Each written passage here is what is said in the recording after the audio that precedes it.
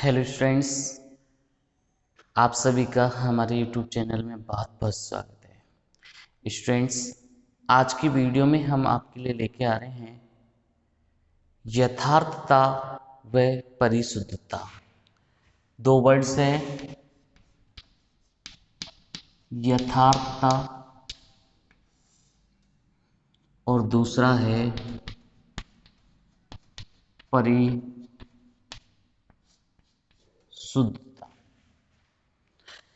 English में बच्चों इनको एक्यूरेसी और प्रिसिशन कहेंगे।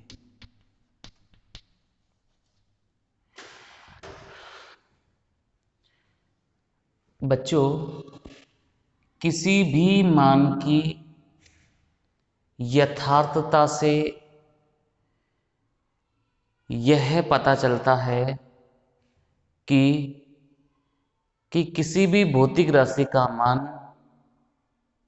किसी भी भौतिक राशि का मापित मान उसके वास्तविक मान से कितना समान है या कितना बराबर है।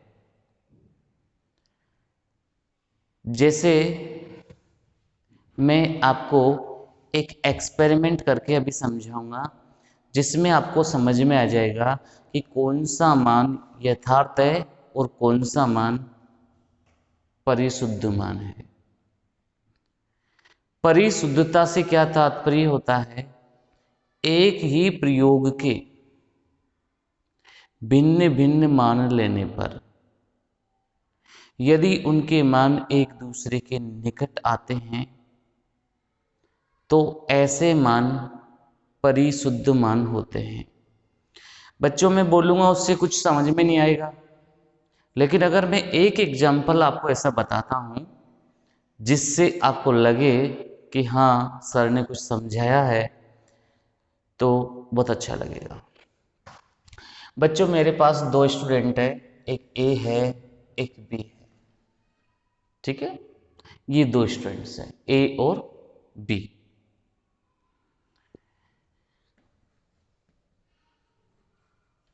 ये ए है और ये बच्चों बी है।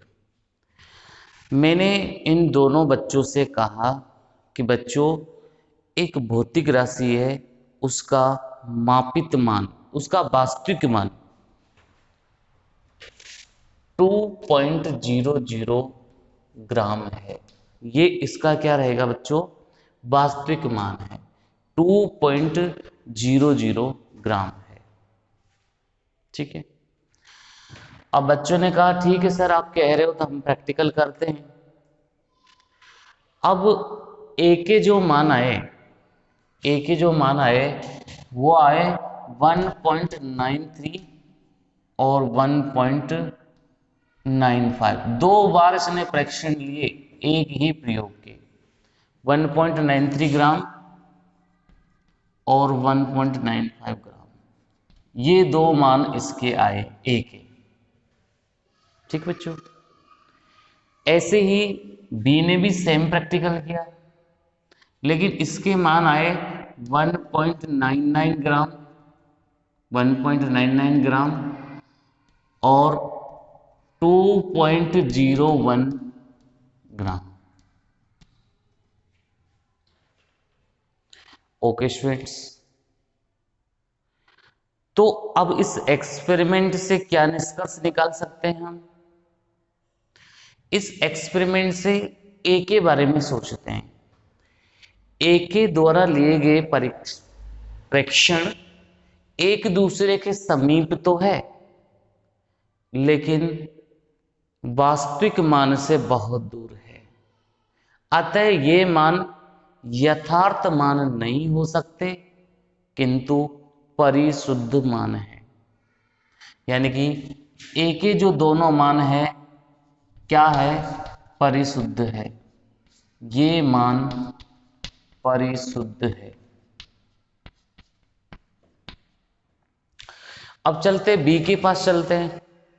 बी ने जो प्रैक्टिकल किया उसमें क्या पता चल रहा है कि 1.99 2.0 के पास भी है और 1.99 2.01 की रेंज में भी है, मतलब दोनों मान लगभग बराबर भी है और वास्तविक मान के समान भी है। तो ये मान परिशुद्ध भी है और ये मान यथार्थ भी है।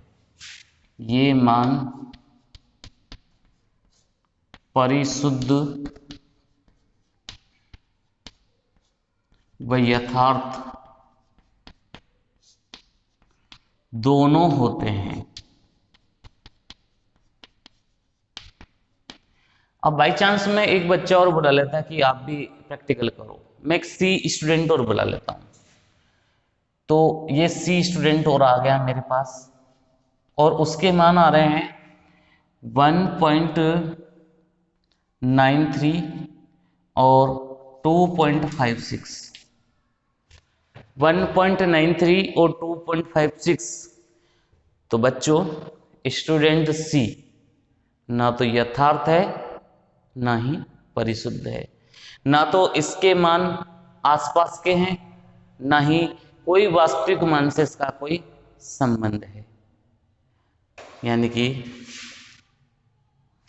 ये मान ना तो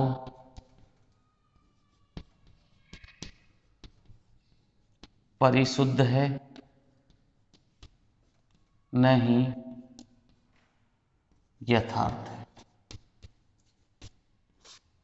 ना ही यथार्थ है। ओके फ्रेंड्स, तो आपको अब ये कंफ्यूजन दूर हो गया कि परिशुद्ध और यथार्थ होते क्या है।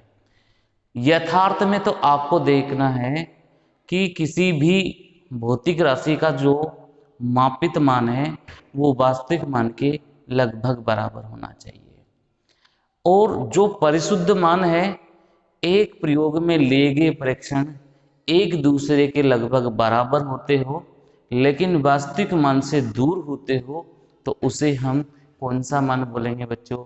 परिशुद्ध मान बोलेंगे। ओके स्टूडेंट्स, तो फर्स्ट ऑफ ऑल बच्चों आप टॉपिक डालिए यथार्थता। एक्यूरेसी टॉपिक आप डाल लेंगे बच्चों, यथार्थता आप टॉपिक डाल लीजिएगा। यथार्थता इंग्लिश में भी आप लिख लीजिए, यथार्थता के बारे में लिखेंगे बच्चों हम। लिखिए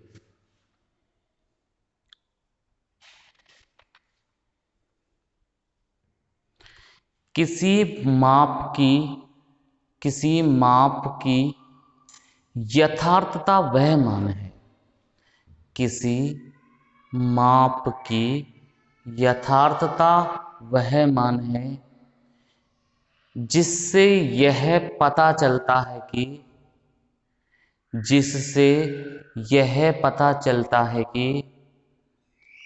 किसी भौतिक राशि का मापित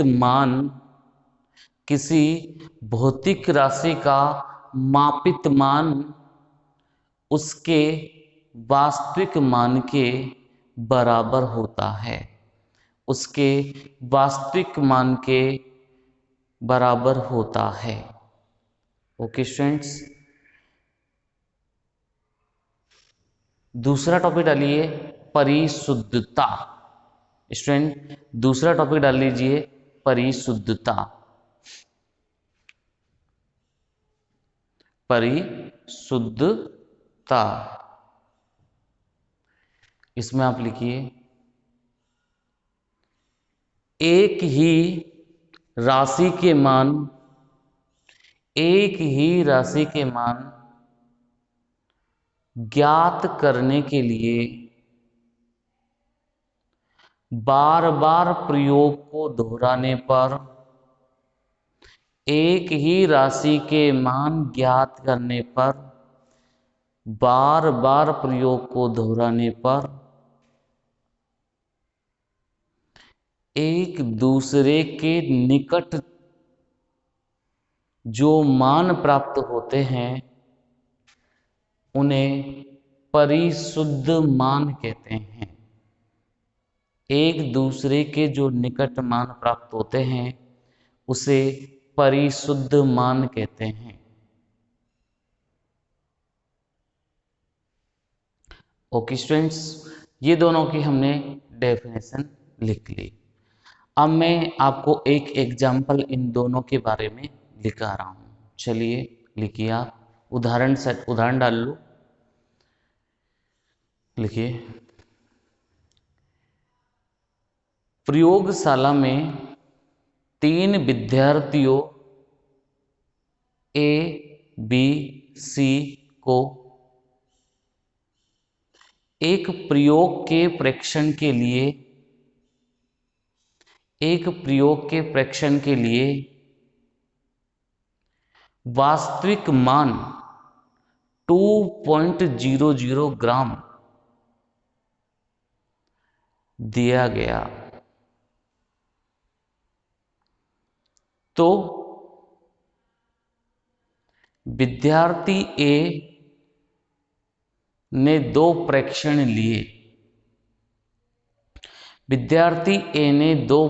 लिए। जिनके मान 1.93 ग्राम व 1.95 ग्राम प्राप्त हुए, जबकि विद्यार्थी बी के प्रेक्षण 1.99 ग्राम एवं 2.01 ग्राम प्राप्त हुए, तथा विद्यार्थी सी के प्रेक्षण 1.93 ग्राम एवं 2.56 ग्राम प्राप्त हुए। स्टूडेंट्स, ये एग्जाम्पल है और इसके प्रेक्षण है। अब हमको इसका रिजल्ट लिखना है, यानी कि आंसर लिखना है। तो आंसर लिखिए,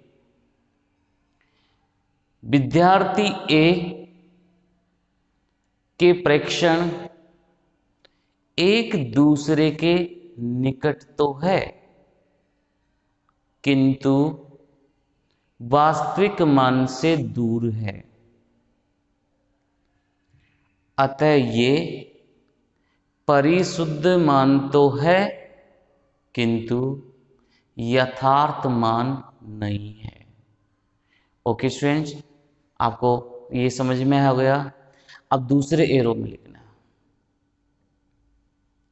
विद्यार्थी बी के प्रेक्षण एक दूसरे के समीप भी है तथा वास्तविक मान के समीप भी है, अतः विद्यार्थी बी के परीक्षण परिशुद्ध व यथार्थ दोनों ही है। ओके स्टूडेंट्स, अब आप थर्ड एरो में लिखिएगा, रिजल्ट तीसरा इसका लिखो, विद्यार्थी सी के प्रेक्षण न तो एक दूसरे के पास है और न ही वास्तविक मान के समीप है, अतः विद्यार्थी सी के परीक्षण न तो परिशुद्ध है और न ही यथार्थ है। मैं उम्मीद करूंगा स्टूडेंट्स आपको ये 2 शब्द जरूर समझ में आए होंगे कि यथार्थता क्या है और परिशुद्धता क्या है।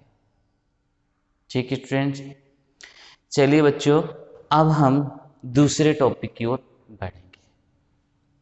मैंने आपको पूरा रिटर्न में लिखवा दिया इसको। अब हम अगले टॉपिक से चर्चा करते हैं। हमारा अगला टॉपिक है बच्चों कुछ पूर्व लग्न।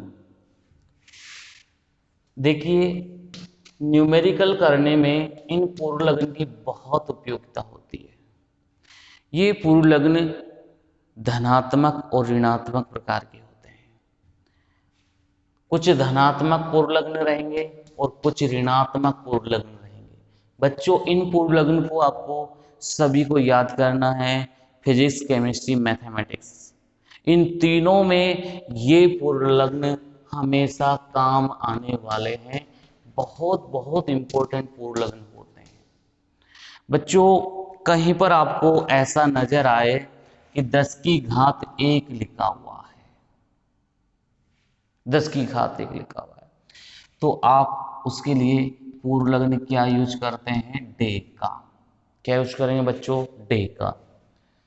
कहीं पर 10 की घात 2 लिखा हुआ है तो क्या यूज करेंगे बच्चों? सोचिए। ऐसे कहीं पर 10 की घात 3 लिखा हुआ है, 10 की घात 6 लिखा हुआ है, 10 की घात 9 लिखा हुआ है, 10 की घात 12 लिखा हुआ है, 10 की घात 15 लिखा हुआ है। ठीक। ऐसे स्टूडेंट्स ये कि यही बात हम यहां पर देखें, 10 की घात -1 लिखा हुआ है, 10 की घात -2 लिखा हुआ है, 10 की घात -3 लिखा हुआ है, 10 की घात -4 लिखा हुआ है, 10 4 नहीं, 10 की घात -6 लिखा हुआ है, 9 लिखा हुआ है, 10 लिखा हुआ है, 10 की घात 12 लिखा हुआ है, 10 की घात 15 लिखा हुआ है माइनस में। इसमें आपने सबसे ज्यादा जो मान सुन रखे हैं वो होंगे बच्चों, वो कौन से मान है आपकी नजर में? वो कौन से मान है बच्चों?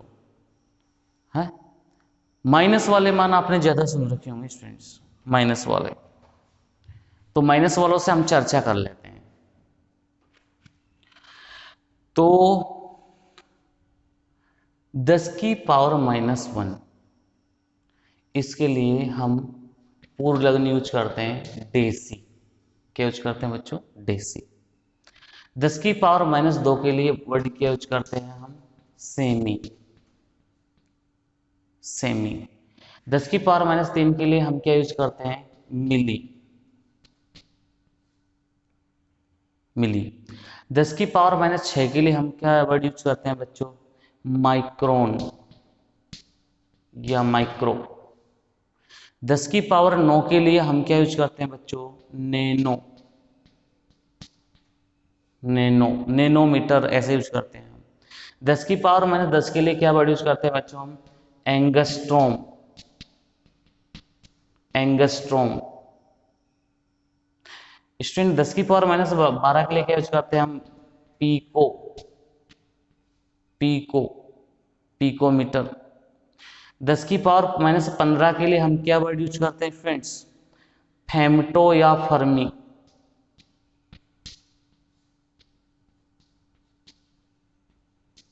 फेमटो या फर्मी। तो स्टूडेंट जिस तरीके से हमने यूज किया है वर्ड, वैसे के वैसे ही हम यहां पर भी यूज करेंगे। जिस तरह से ऋणात्मक में हमने याद रखा है वैसे ही हम धनात्मक में। तो 10 की पावर 1 को डेका बोलते हैं, 10 की पावर 2 को हेक्टो, हेक्टोमीटर, इस तरह से वर्ड यूज करते हैं हेक्टो। 10 की पावर 3 को क्या वर्ड यूज करते हैं? किलो। 10 की पावर 6 के लिए क्या वर्ड यूज करते हैं? मेगा। मेगा। 10 की पावर 9 के लिए गीगा। गीगा। 10 की पावर 12 के लिए टेरा। टेरा। और 10 की पावर 15 के लिए पेटा। क्या वर्ड यूज करेंगे स्टूडेंट्स? पेटा। तो स्टूडेंट्स कम से कम 10 की पावर +15, 10 की पावर -15, ये सभी को याद होना चाहिए। एक बार आप इसको रिपीट करेंगे, एक दूसरे को याद करेंगे, तब जाके ये जल्दी याद होगा। डेका को हम डी से बता देंगे, हेक्टो को एस से, किलो को हम के से बता देते हैं, मेगा को हम एम से बता देते हैं, गीगा को हम जी से बता देते हैं, टेरा को टी से बताते हैं, पेटा को पी से बता देते हैं। ठीक है स्टूडेंट। ऐसे ही डेसी को स्मॉल डी से, सेंटीमीटर को सी एम से, मिलीमीटर को मिली को स्मॉल एम से, माइक्रो को म्यू से, नैनो को एन से, एंगस्ट्रॉम को A0 से, पीको को P से, फेमटो को F से, इनसे रिप्रेजेंट भी इनको किया जाता है। तो स्टूडेंट्स ये हमको याद होना चाहिए, तभी जाकर हम बहुत सारे न्यूमेरिकल सोल्व कर पाएंगे। यानी कि इनको आपको याद करना है, लर्न करना है, ऐसे बोल बोल के लर्न करना है कि 10 की पावर 1 को क्या बोलेंगे, डेका, 10 की पावर 2 को क्या बोलेंगे, हेक्टो, 3 को किलो, 6 को मेगा, 9 को गीगा, 12 को टेरा, 15 को पेटा। इस तरीके से इनको हम याद करेंगे। जैसे माइनस में 10 की पावर -1 को डेसी, 10 की पावर -2 को सेमी, 10 की पावर -3 को मिली, 10 की पावर -6 को माइक्रोन, 10 की पावर -9 को 10 की पावर -9 को नैनो, 10 की पावर -10 को एंगस्ट्रॉम, 10 की पावर -12 को पीको, 10 की पावर -15 को फेम्टो या फर्मी। इस तरीके से स्टूडेंट इनको याद करोगे तो ये आपके लिए बहुत बहुत ज़्यादा बेनिफिट देने वाले होंगे। नोट कर लीजिए बच्चों इनको ऐसे कैसे।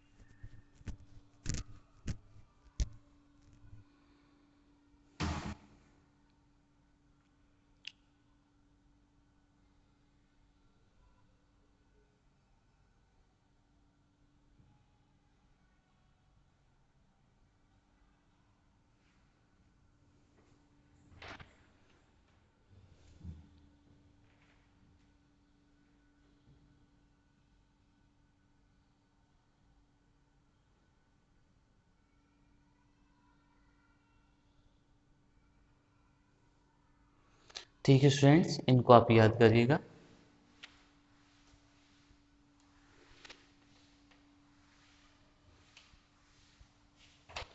अब बच्चों में कुछ आपसे डिस्कस करता हूं कि आयतन के बारे में आप जानते हैं। आयतन क्या होता है? लंबाई चौड़ाई इंटू ऊंचाई। आयतन बराबर क्या है? लंबाई है, चौड़ाई है और ऊंचाई है। Length, breadth and height. लंबाई चौड़ाई ऊंचाई, अगर हम इसको एम केस में लेते हैं तो M into M into M, ये तीनों मीटर में लेते हैं तो आयतन हमारा एम केस प्रणाली में मीटर क्यूब हो जाएगा। स्टूडेंट्स ये पद्धतियाँ 3 तरह की होती है, आप सबको पता है, फिजिक्स वाले सर ने आपको जरूर बताया होगा पद्धतियों के बारे में। एक एमकेएस पद्धति होती है, एक सीजीएस पद्धति होती है और एक एफपीएस पद्धति होती है। मीटर किलोग्राम सेकंड पद्धति, सेंटीमीटर ग्राम सेकंड पद्धति और फुट पाउंड सेकंड पद्धति। स्टूडेंट्स इन पद्धतियों में हम जो भौतिक राशि है उसकी यूनिट को बताते हैं। तो जैसे हमने कहा कि आयतन एमकेएस प्रणाली में किससे बताया जाता है? मीटर क्यूब से। तो स्टूडेंट्स इसको सेंटीमीटर क्यूब में, मतलब इसको सीजीएस प्रणाली में बताएंगे तो मीटर की जगह पर क्या लिख देंगे बच्चों? सेंटीमीटर क्यूब लिख देंगे इस तरीके से। तो ये स्टूडेंट्स किस में बदल जाएगी? सीजीएस पद्धति में ये बदल जाएगी। ओके बच्चों, अब मैं आपको एक चीज बताना चाहता हूं, वो इंपॉर्टेंट है कि 1 लीटर में कितने ml होते हैं? 1000 ml होते हैं। ठीक है बच्चों, और 1 लीटर में ही 1000 सेंटीमीटर क्यूब भी होते हैं। 1 लीटर 1000 सेंटीमीटर क्यूब के भी तुल्य होता है। अब इस सेंटीमीटर क्यूब को आप ऐसे लिख सकते हैं सीसी, सी सेंटीमीटर क्यूब। ठीक है ना स्टूडेंट्स? 1 मीटर क्यूब 10 की पावर 6 सेंटीमीटर क्यूब के तुल्य होता है। 1 मीटर क्यूब 10 की पावर 6 सेंटीमीटर क्यूब के तुल्य होता है, क्योंकि अपन जानते हैं 1 मीटर बराबर 100 सेंटीमीटर है। तो 1 मीटर क्यूब बराबर 100 centimetre into 100 centimetre into 100 centimetre, यानी कि ये लिखा कैसे गया है 100 centimetre into 100 centimetre into 100 centimetre लिखा गया है। तो इसको अगर आप ऐड करके देखिए कितना हो रहा है 10 की पावर 6। अब बच्चों एक डेसीमीटर क्यूब जो होता है ना, डेसीमीटर क्यूब, ये 1000 ml के तुल्य होता है, और 1000 ml 1 लीटर के तुल्य होता है। एक डेसीमीटर क्यूब 1000 ml के तुल्य होता है, और 1000 ml किसके तुल्य होता है 1 लीटर के तुल्य होता है। तो स्टूडेंट्स इस तरीके की बातें हमको आनी चाहिए, तब जाकर हम न्यूमेरिकल में पकड़ कर सकते हैं। तो आयतन से संबंधित ये घटनाएं हमको पता होनी चाहिए। तो बच्चों ये आयतन डालकर इसको ऐसे कैसा नोट कर लीजिएगा।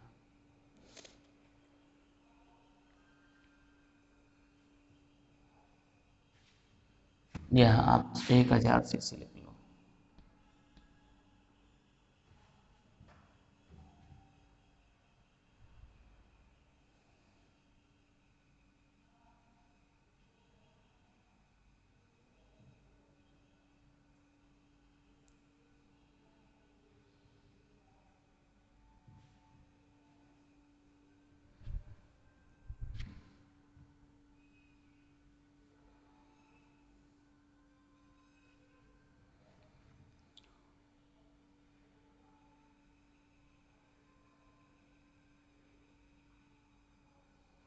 नोट कर लिया होगा स्टूडेंट्स आपने।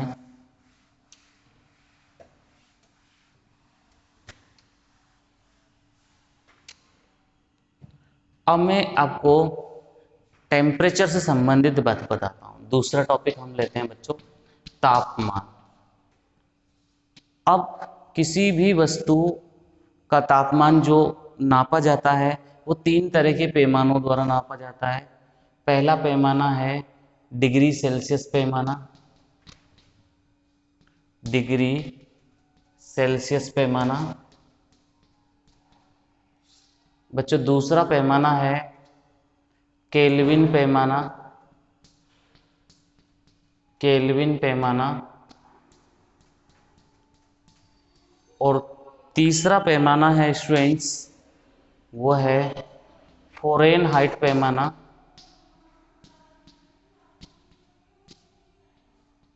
फ़ारेनहाइट पैमाना। तो विद्यार्थियों जो ये डिग्री सेल्सियस पैमाना है और ये जो फ़ारेनहाइट पैमाना है, इन दोनों में एक संबंध होता है। डिग्री फ़ारेनहाइट पैमाना इक्वल टू होता है 9/5 डिग्री सेल्सियस प्लस 32। ये संबंध होता है इन दोनों में। जैसे आपसे कोई क्वेश्चन कहे कि आप 25 डिग्री सेल्सियस को डिग्री फ़ारेनहाइट में बदलिए। एग्जाम्पल के तौर पे ले लेते हैं 25 डिग्री सेल्सियस को डिग्री फ़ारेनहाइट पैमाने में बदलिए। डिग्री फ़ारेनहाइट पैमाने पर ज्ञात कीजिए। ये क्वेश्चन आ गया। तो बहुत आसान है, आप यहाँ डिग्री सेल्सियस की जगह पे 25 लिख दीजिए। तो डिग्री फ़ारेनहाइट इक्वल टू हो जाएगा 9/5 इंटू 25 प्लस 32। 5 5 25, 9 इंटू 5 कर लो, 9 5 45 और 32। तो कितना हो गया 77 डिग्री फ़ारेनहाइट। तो इस तरीके से आप डिग्री सेल्सियस को डिग्री फ़ारेनहाइट पैमाने में बदल सकते हैं। Okay students. स्टूडेंट्स एक रिलेशन और होता है कि आपको डिग्री सेल्सियस में मान दे रखा हो और आपको केल्विन पैमाने पर मान ज्ञात करना हो, तो केल्विन पैमाना इक्वल टू होता है, डिग्री सेल्सियस पैमाना इक्वल टू होता है केल्विन प्लस 273.15। जैसे आपसे कोई कहे, उल्टा होगा, केल्विन में अगर वर्क करना है तो डिग्री सेल्सियस प्लस 273.15, ये हमारा फॉर्मूला है केल्विन और डिग्री सेल्सियस में। आपसे कहा जाए कि 27 डिग्री सेल्सियस को केल्विन पैमाने में व्यक्त कीजिए। ऐसा क्वेश्चन आ गया बच्चों, 27 डिग्री सेल्सियस को बदलना है, तो डिग्री सेल्सियस के जगह पर क्या लिख दो आप, 27 लिख दो, तो 27 प्लस 273.15, तो कितना हो जाएगा बच्चों, 300.15 केल्विन। ये इसका आंसर हो जाएगा। ओके स्टूडेंट्स, इसको आप नोट कर लीजिए तापमान को। ऐसे कैसे ही पहले तो लिख लो, ये 3 पैमानों के द्वारा मापा जाता है, यह 3 पैमानों के द्वारा मापा जाता है।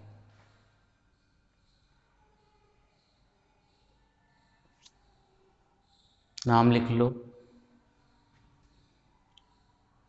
फिर लिखो डिग्री फ़ारेनहाइट व डिग्री सेल्सियस पैमाने में संबंध।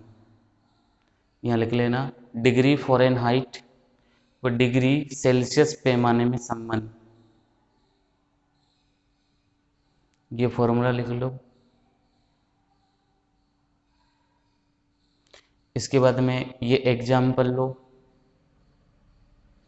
एग्जाम्पल लिखो 25 डिग्री सेल्सियस को डिग्री फ़ारेनहाइट पैमाने पर ज्ञात कीजिए, डिग्री फ़ारेनहाइट पैमाने पर ज्ञात कीजिए। तो लिख लो डिग्री फ़ारेनहाइट बराबर 9/5 × 25 + 32। 25 को काट दो 5 से 5 बार, 9 × 5 45 लिख दो, प्लस 32, दोनों को जोड़ के 77 डिग्री फ़ारेनहाइट। अब लिखना है इसके बाद केल्विन व डिग्री सेल्सियस पैमाने में संबंध, केल्विन व डिग्री सेल्सियस पैमाने में संबंध। तो लिखो K बराबर डिग्री सेल्सियस प्लस 273.15। फिर एग्जाम्पल डाल लो, एग्जाम्पल 27 डिग्री सेल्सियस को केल्विन पैमाने में व्यक्त कीजिए। तो K बराबर 27 प्लस 273.15 बराबर 300.15 केल्विन। तो स्टूडेंट्स, आज के वीडियो में हमने परिशुद्धता, यथार्थता, तापमान, आयतन, इनके बारे में हमने स्टडी की है। स्टूडेंट्स, हम अगले वीडियो में आपके लिए जो टॉपिक लेके आएंगे वो होंगे रासायनिक संयोजन के नियम। तब तक के लिए स्टूडेंट्स बहुत बहुत धन्यवाद। Thank you everyone.